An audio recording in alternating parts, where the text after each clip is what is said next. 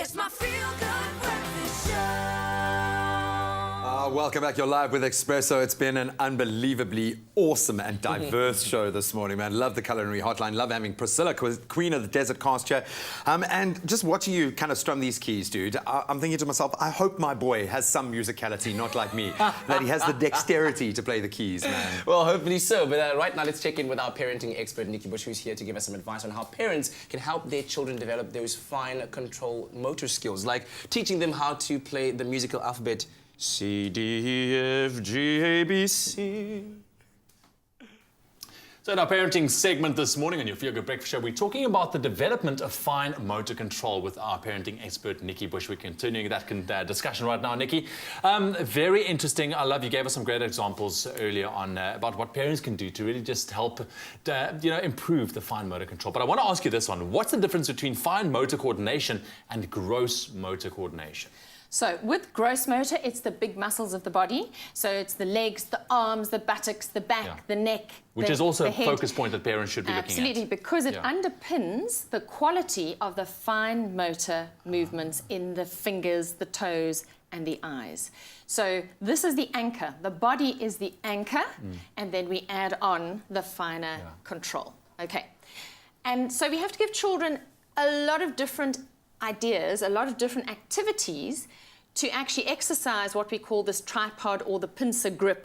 So these three fingers that are used for writing and bringing the eyes into the middle of the body. Like when we read a book, we've got to bring the eyes into the midline of the body. So we need to give children activities where they're working in the midline. Right. Okay. So take, for example, quickly build those. So construction toys are fantastic. And we did this at a kid's party, a 6-year-old child's party on Friday, where we had kids racing to build fast. They were enthralled. Same pincer grip, pushing things together. Okay, like we were doing here with those pegs. How about those toothpicks and jelly tots? Push one together using your hands. There we go. Now, you cheated there. Am I cheating? Why am I cheating? Because you had to do this. I'm thinking it as a snack, you see. Okay, well, here we go. And then even puzzle building gives you the opportunity to do fine motor control. Although it's not the pincer grip, you're using the same visual skills to find a way to put this piece correctly into the space. So there we have our chicken. Fantastic. So there's lots that you can do, including as simple as, you know how babies tear up tissues? Well, as children get older, get them to tear paper into strips, and then they learn how to use scissors, somewhere between 3 and 4 years of age, and that is fine motor control. There we go. So give them lots of experience, lots of practice in using this movement. So, of course, I mean, a big responsibility, once again, just on parents' shoulders to try and find the time to spend with your kids throughout the daily, crazy schedule. But it really comes down to just time spent with your kids and doing these kind of activities instead of just sitting maybe watching TV. That's right. So if you're cooking dinner, for example, you could have your children with these scissors topping and tailing the beans. Yes. You could have your children playing with a lump of Play-Doh on the kitchen counter while you are busy cooking. Things like these pegs can be pushed into Play-Doh and then pulled out of Play-Doh. Yes. So children can be engaged in doing this kind of thing all the time.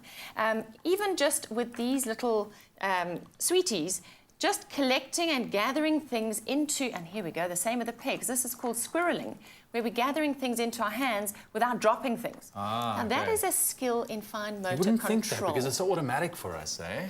You see, we take things for granted, and we didn't have the childhood our children have with a plethora of screens and sedentary activities that they're involved with. We were moving a lot more than our children.